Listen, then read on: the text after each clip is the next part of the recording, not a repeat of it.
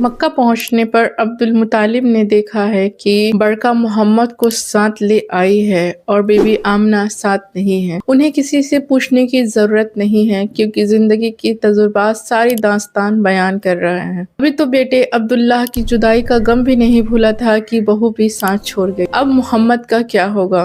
باپ کی کمی تو کوئی پوری کر ہی نہیں سکا، ماں کی کمی کوئی کیسے ہی پوری کر سکے گا؟ اتنے پیارے پوتے کے لیے اتنے امتحانات کیوں؟ والدہ کی جدائی نے رسول اللہ کی زندگی میں ایسا اثر چھوڑا تھا کہ وہ سارا دن خاموش بیٹھے رہتے اور کھیل کود میں بھی حصہ نہیں لیتے۔ اور یہ مشاہدہ بھی ہے کہ اکثر یتیم بچے عام بچوں سے ذہنی طور پہ زیادہ سمجھدار ہوتے ہیں۔ اس کی وجہ یہ ہے کہ ان کی زندگی میں ہونے والے وہ مشکل حالات جو ان کی والدہ اور والدین کی نہ ہونے کی وجہ سے ہوتا ہے۔ اگر ان سے کوئی محبت کا اظہار نہ بھی کرے تو ان کے چہرے پہ کوئی ناگواری نہیں گزرتی۔ قدرت رسول اللہ کی صورت میں ایک اعلیٰ کردار کی تربیت کر رہی تھی۔ اللہ نے رسول اللہ کو بہت ہی صبر اور استقامت کے ساتھ پیدا کیا تھا۔ نبیوں کا سردار تو ایسا ہی ہونا چاہیے۔ اللہ نے نبیوں کے سردار کو عبد المطالب کے گھرانے میں پیدا کیا ہے۔ اب تو زمانے کو یہ بتلانا ہے کہ اللہ کا محبوب ایسا ہوتا ہے کوئی اللہ کے محبوب جیسا؟ رسول اللہ عبد المطالب کے ساتھ مکہ میں رہا کرتے تھے۔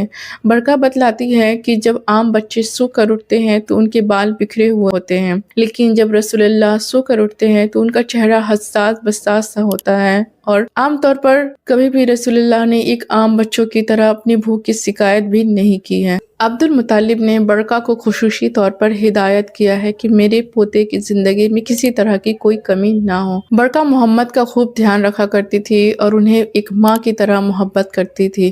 رسول اللہ صلی اللہ علیہ وسلم نے فرمایا کہ برکہ میری ماں ہے۔